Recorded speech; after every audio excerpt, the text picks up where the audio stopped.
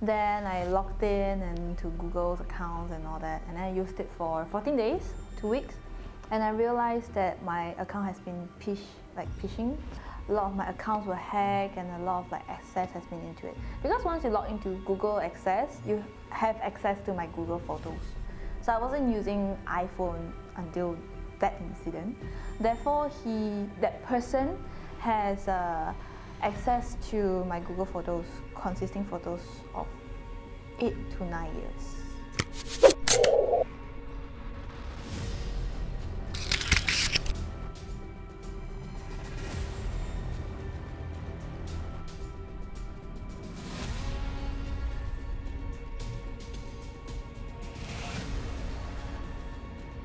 Now we need to kind of talk about what happened and how you went from social media influencer to that more adult entertainment persona that that you're known for. It all started with a laptop. Yeah.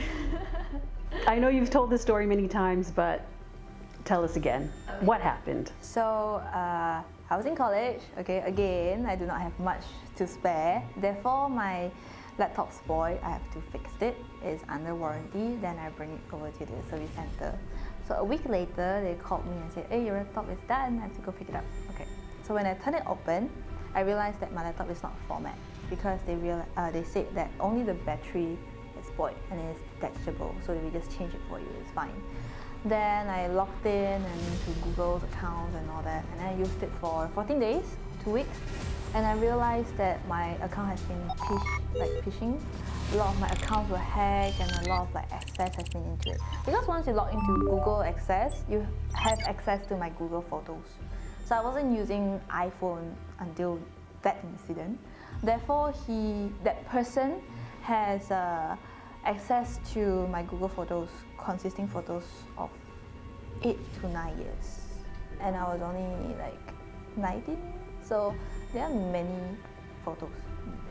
Yeah. 8 to 9 years? Mm.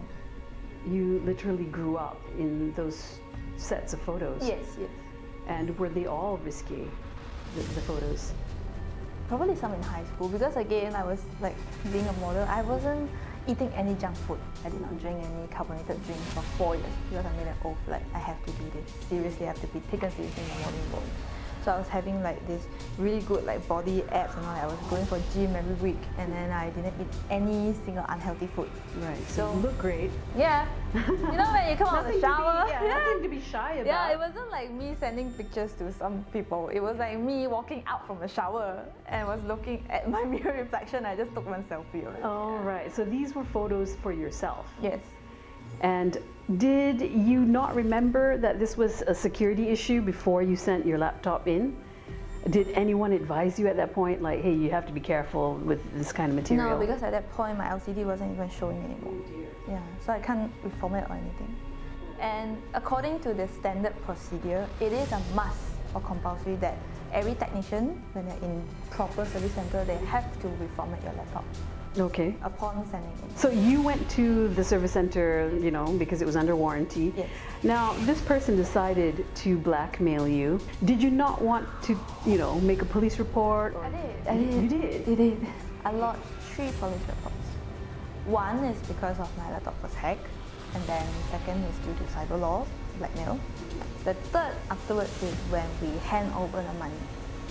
Yeah, and we were robbed in the middle of the day. There was one inspector along with us. It's like a undercover cop kind of thing. So there's 3 police reports that I have lodged. One is mostly civil law, cyber law, and criminal law. Yes. So you paid a ransom for those photos, right? Yes, yes, I did. So that the guy wouldn't publish them. Yes. What happened There's then? nothing. So during the night that we hand over the money, How much was it? it's 18k ringgit. Yeah. So there are a total of 3 guys, okay, and you have to drove around to location that they asked for. So they changed for 3 to 4 locations for 2-3 hours. You basically around the whole KL at that point. And it's middle of the night, 3 to 4 a.m. So we're following in the car behind, and then the person also insisted that the person that's driving the car, there's money inside, you have to on the live location for them to detect it. and be on the phone. Wow, it's like in the movies. Yes. How did you feel driving around KL with all that money and all this cloak and dagger stuff? They do it, it's obvious it's not their first time. It's really obvious. Like, don't tell me this is your first time doing this kind of things. You're very careful, and you have like procedure steps to do it. This is not your first time, definitely. You can tell, and it's really scary because apart from me, I do not know how many victims have there been before me, or what have they done before me. So I really don't know. Right. So you gave them the money. You dropped it off. The first location, they asked us to stop at the back alley of a petrol station, and then they were standing over a gate, so there's a gate in between, and they asked us to toss like one packet of money over, and they catch it.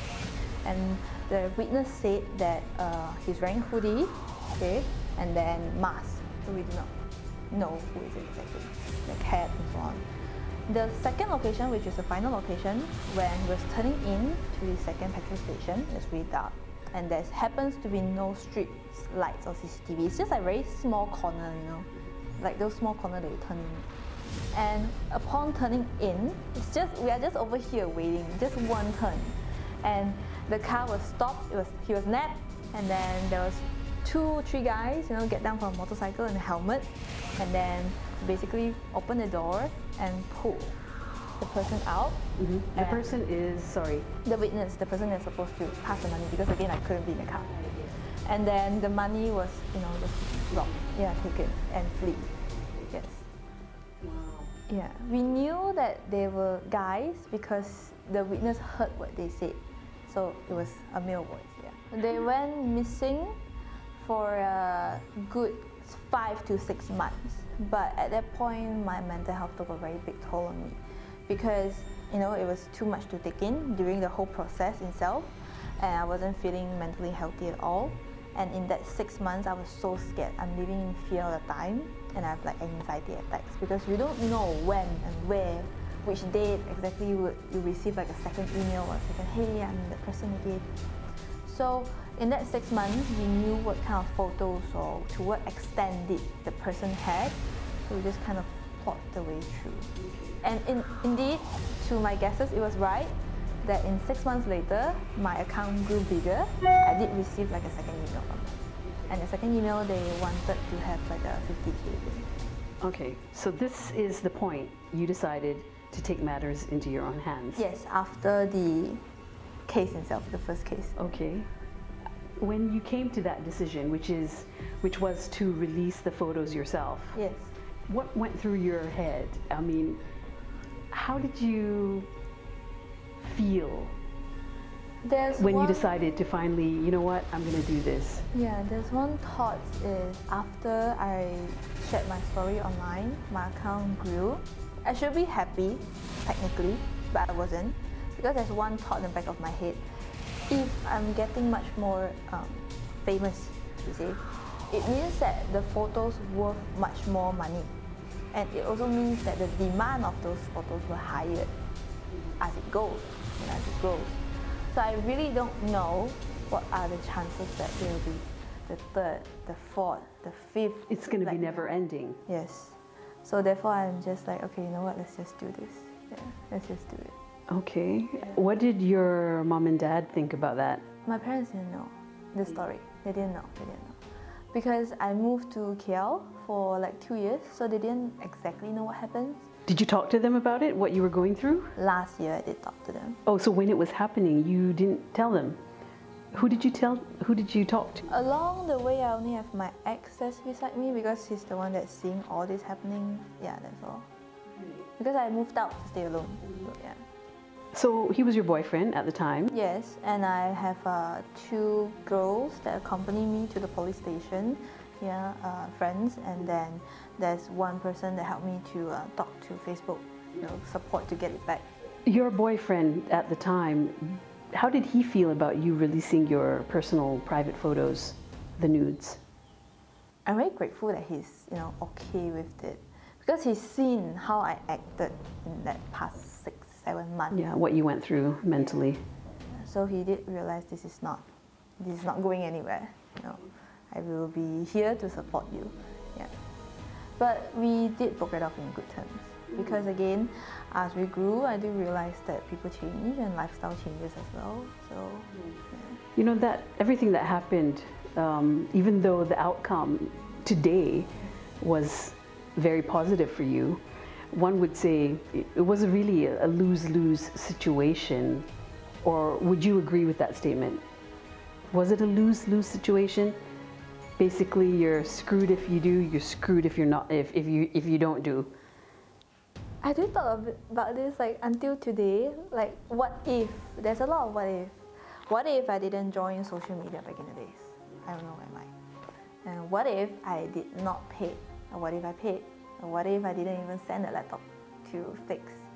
So I wouldn't say there's a definite answer to all this. Because at this point, I still have a lot of what if in my head as well. Like how things would play out differently. When you decided to release your personal photos before your blackmailer could, did you feel empowered at that moment? Or did you feel you had no choice? I feel that I have no choice at that particular year, particular present timeline. And as how things go and go and go, I feel empowered now. Like yes, I made the right choice. There's a lot of what if, but yes, I'm sure this is the right choice.